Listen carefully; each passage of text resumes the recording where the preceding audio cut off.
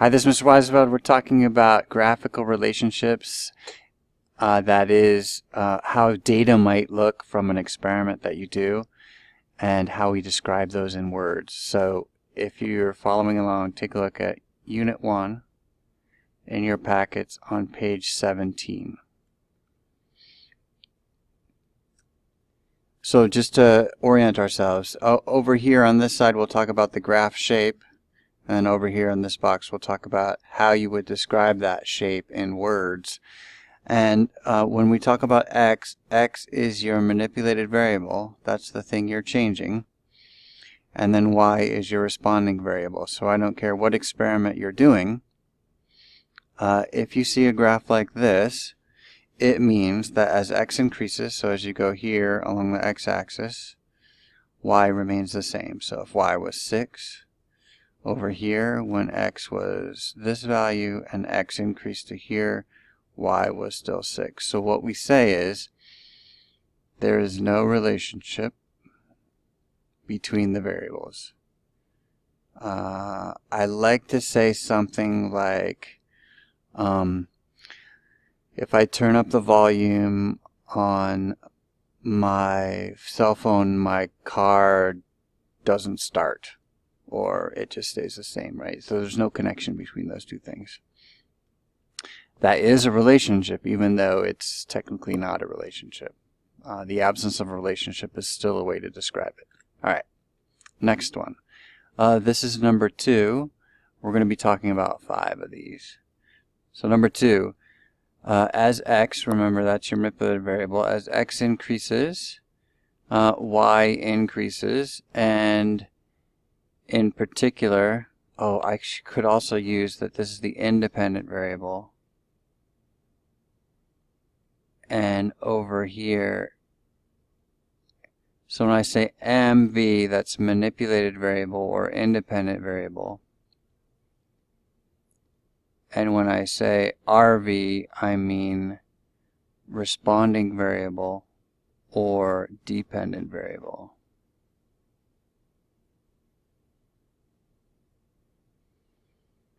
We'll have some time practicing these terms, so don't feel like you have to get it perfectly right now or memorize it right now. Just, I want you to say that when you see a graph like this, we say that as x increases, y increases. And in particular, this is a line, and we know that the slope of this line is the same at all points. That's what it means to be a line. And we say y is directly proportional to x. So these are some of the words that we say to describe this relationship. We also say, in this case, that there is a linear relationship between x and y. So let's see, you can say this. Linear being a very particular way to say straight line.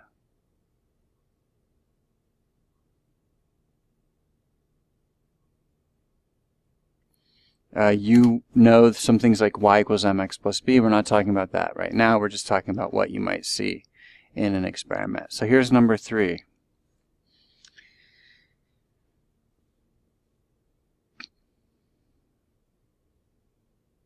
As x increases from here to here, y decreases, and we say that y is inversely proportional to x. Notice that this is not a linear relationship because there's a slope here of this line, and then there's a slope here of this line, and those are not the same. So this is not a linear relationship. But one of the things we're going to learn in this class is that it doesn't have to be linear in order for you to write a model. Okay, so this is one model here. This is a graphical model. This is a verbal model. And when we write an equation, turns out y equals 1 over x is the mathematical model for this one. You don't need to know that right now, but that's some of the things that we're going to practice. So this is a mathematical model. So the graphical model says that Or when I graph my data, you know, maybe there's some points along here, but the points seem to point out a curve that's going down in a graceful way as x increases. We say in our verbal model that as x increases, y decreases, or y is inversely proportional to x. And the reason why we say inversely proportional is because the math that you get from this equation is y equals 1 over x. Okay, next one. Two more. When we see a graph that looks like this, so once again, if you graph your data and you see something that looks like this, you say that y is proportional to the square of x. So as x increases,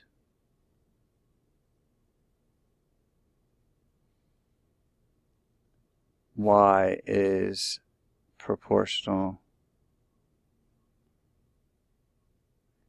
to the square of x. This is a nonlinear graph. Remember, the linear graph would have gone up here like this, so that's directly proportional and linear. This is to the square of x. Notice how, you know, if you invest your money and it compounds interest over time, it tends to grow like this, exponentially. This is not technically exponential, because that's a very particular graph. We do know the exponent in this case, and it's y is proportional to the square of x. So notice how as x increases, it's going to be greater than a linear graph. Anyway, so when you see a graph like this, you can say something like y is proportional to the square of x. Finally, this is number 5. You might think that if you turned your head, this looks like x is proportional to the square of y, because the other one looked like this, right? Which was y is proportional to x squared. This is a funny symbol here. This proportional to, I think a lot of math books write it like this, kind of like a circle with a little c on it. Anyway, the other way around is if you have, in other words, this curve is going steeply at first and then less steep. We say that this is the square of y is proportional to x. So the point here we're trying to talk about is if your data looks like this, these are some of the words that you can use to describe. So once again, let's go back really quickly. Number 1, if x increases, y stays the same. There is no relationship between the two variables. If x increases, y increases. So if I turn the knob on my phone or press a button to make it louder, the volume does increase. So as the little bar increases, the volume increases. So this is a direct relationship. We're kind of used to those. This is as x increases, y decreases. This is kind of like how when you get far away from light or somebody talking, it's harder to hear them. So the volume goes down as you go farther away. That's one example. This is as you, well, it's basically y is growing very quickly. So this could also be sometimes people model how populations grow. So you have people having babies, and then those people grow up and have more babies, and that's basically population growth is very fast. The square of y is proportional to x. So as x increases, y grows, but y isn't growing as fast as